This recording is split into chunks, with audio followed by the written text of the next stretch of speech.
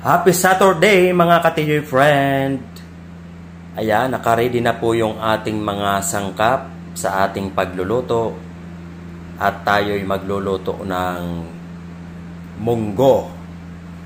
Lalagyan natin yan ng tofu. Meron tayong malunggay. Ayan, merong sili, pangpabango, sibuyas, bawang, at okra. Ayan, ito na rin yung ating munggo mga kaibigan. Pinakuluan na natin yan. At atin na yang pinalambot.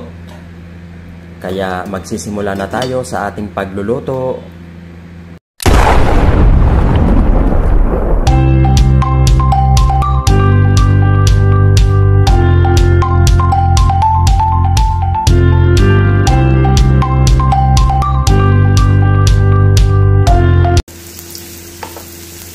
So ayan, sinisimula na po natin mga kaibigan yung ating pagigisa ng ating bawang at sibuyas.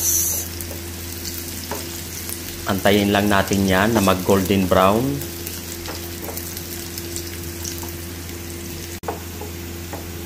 Ayan.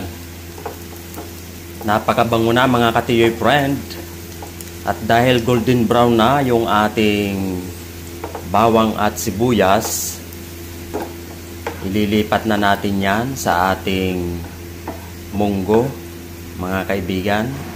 Tanggalin lang natin yung konting mantika. Ito na mga ka-TJ friend, inilagay na po natin yung ating munggo. Yung ating bawang at sibuyas na ating ginisa mga kaibigan. Yan.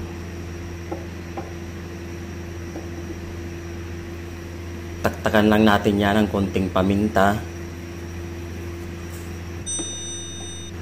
Antayin lang natin yan na kumulo mga ka-TJ friend.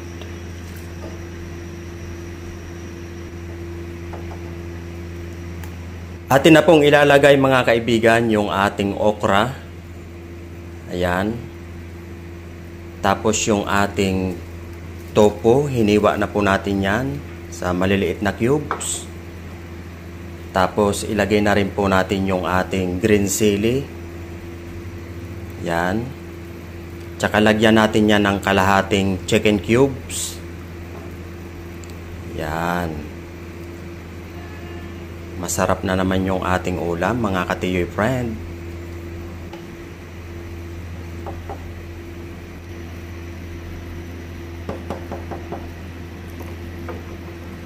After 3 minutes mga ka-TJ friend, ilagay na po natin yung ating dahon ng malunggay.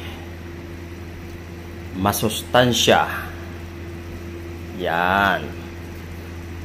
Tapos, titimplahan po natin yan ng konting seasoning. Ayan. Okay na yan. Tapos, konting asin.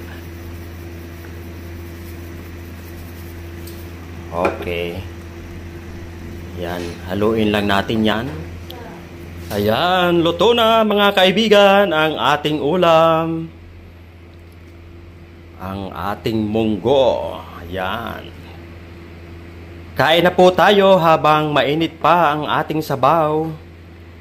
Papatayin na po natin yung ating apoy. Yan o.